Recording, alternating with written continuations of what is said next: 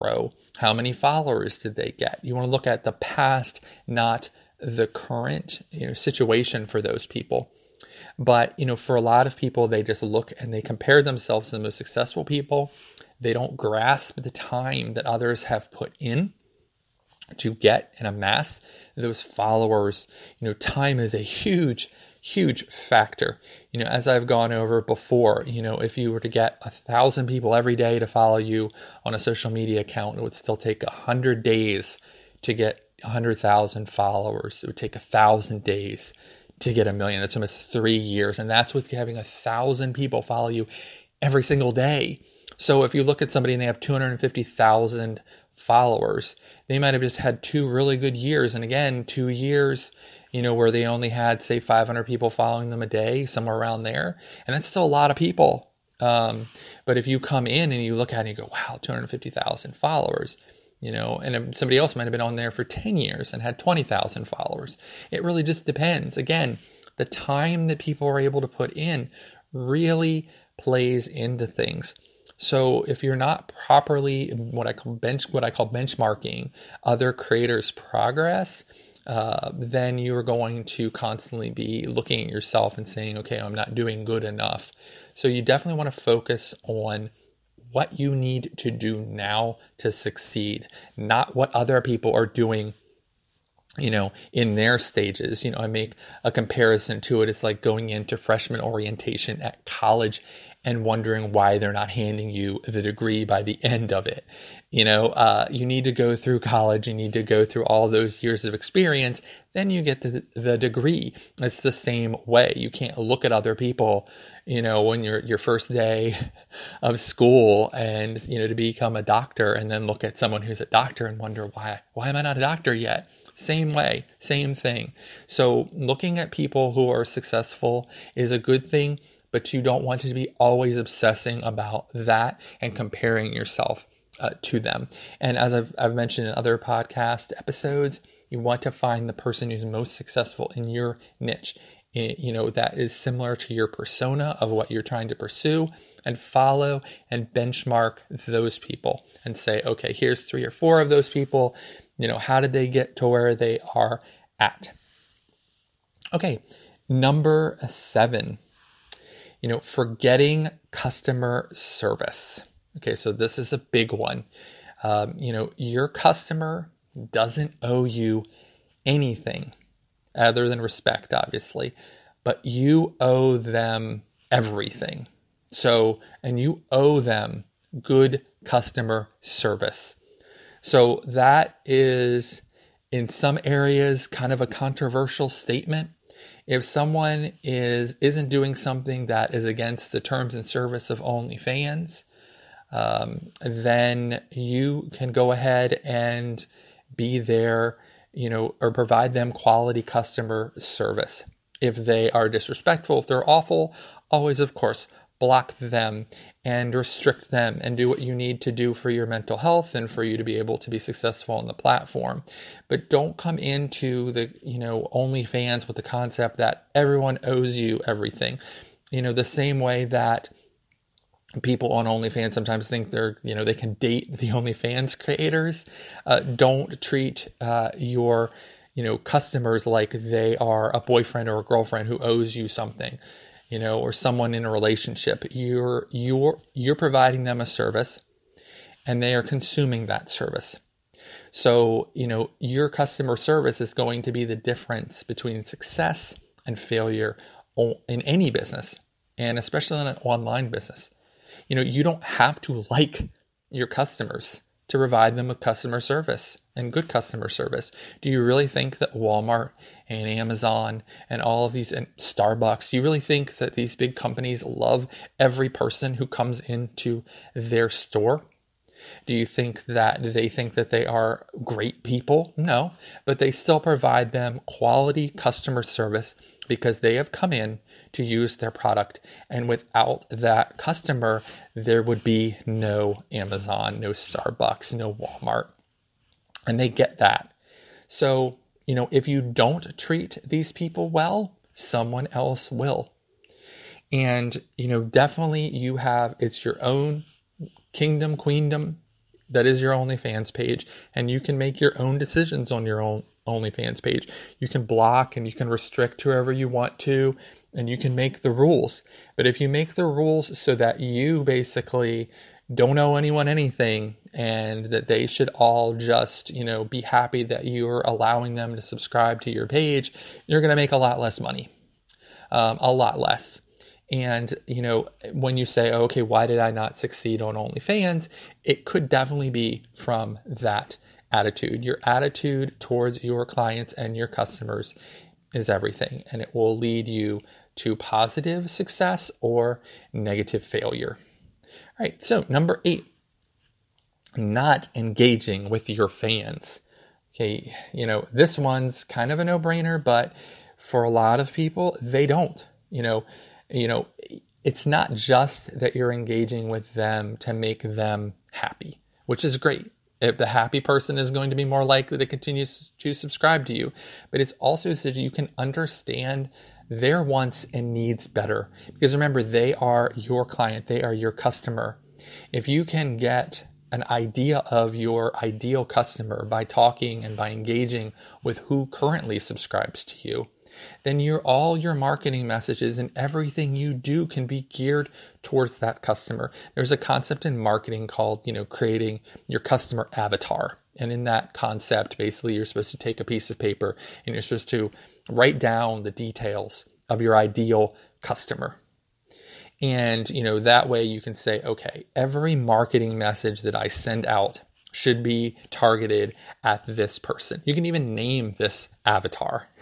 And you can say, okay, I'll just name them Hank. Will Hank like this marketing message that I'm sending out right now? Or will Hank not? And if Hank basically won't like the marketing message, it doesn't go out.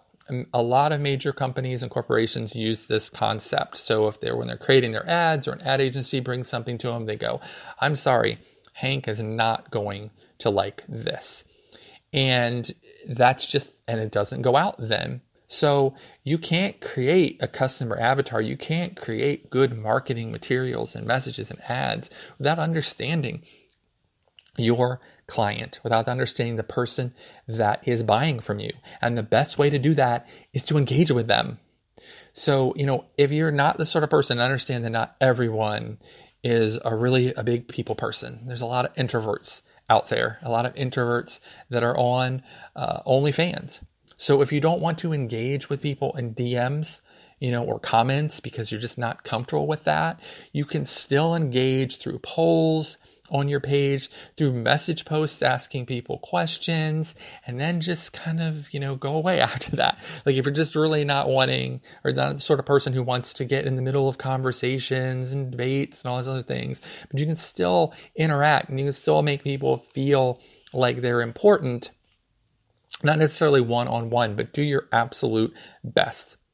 And obviously it will increase your retention rate for subscribers as well. People subscribe to people they like. People subscribe to people who pay attention to them. So, by engaging with them, you're 100% more likely to get them to engage back and to feel more comfortable and to forget that they've turned on resubscribe. These are small amounts for most people. These are $5, $10, $15 subscriptions.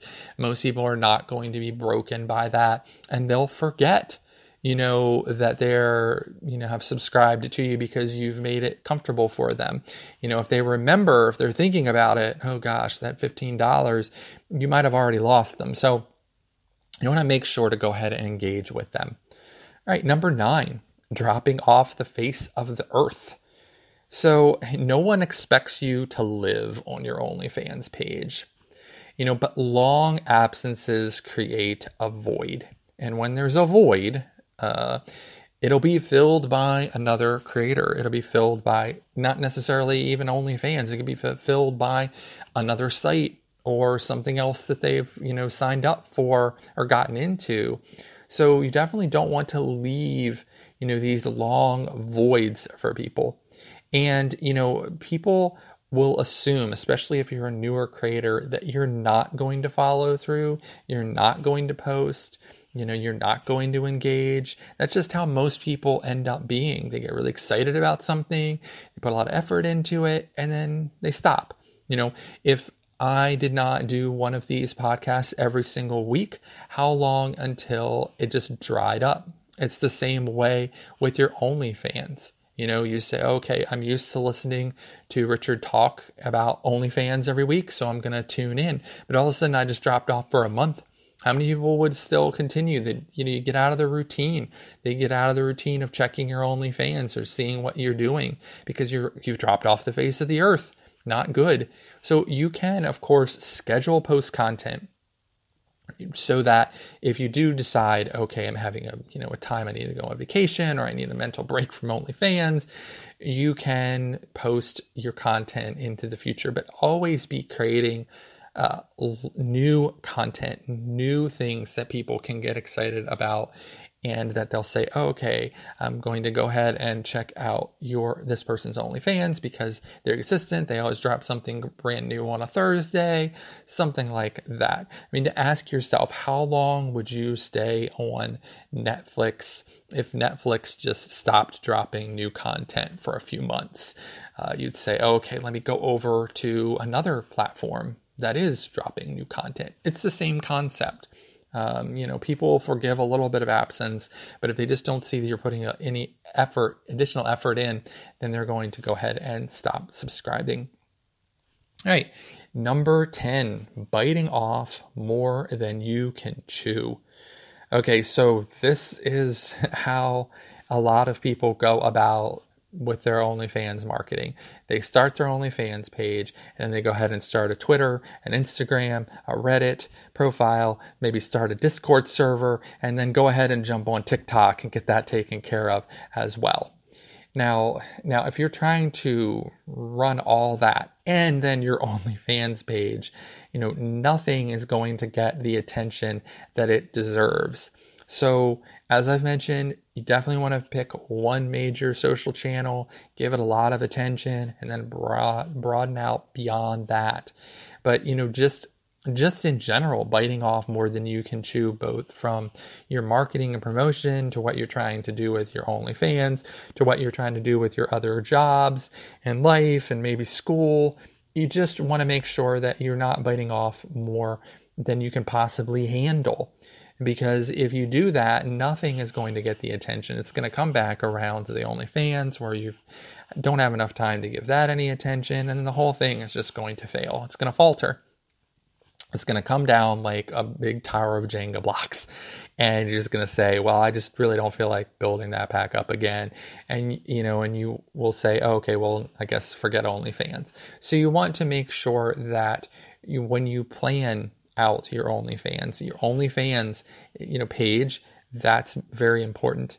And then your marketing is right next to it. But you want to make sure that your marketing revolves around something you can handle, same as your content on OnlyFans. The content schedule you give yourself on OnlyFans, you should be able to handle. If you can't handle it, then scale it back. I've talked about, marketing calendars, creating a marketing calendar for OnlyFans, making sure that you have things written down, that will make you feel a lot better. And that way you'll be able to say, okay, well, every single day I'm going to do this, this, and this, and check it off. And maybe once you figure that out and you say, okay, because in most instances, when you start something, it'll take you 2 hours. You'll give yourself, 5 things to do. It'll take you 2 hours. And then 2 weeks later, those same 5 things will take you an hour and a half. And then a week after that, it'll take you an hour. All of a sudden you're like, how is this happening? It's the same stuff, but you're just very used to doing it. So now you can say, okay, well, I'm devoting 2 hours to my OnlyFans. Now I have this extra hour for new things. And then you add that, 1 or 2 new things to your original list of 5 things. And now you're getting 7, 10, 20, eventually things done in that same period of time. But don't give yourself 20 things to do in that 2 hours because you'll never get it done. You'll always be behind and you'll always feel like, you're failing somehow. So just make sure that you don't bite off more than you can chew. All right, number 11, pricing yourself out of the market. Okay, so OnlyFans is not what it was a year ago. Most niches, have 100 or more creators, 1,000 creators in each niche. Everywhere you go, there's going to be more creators. more content creators, more people trying to chase that same dollar. So you want to make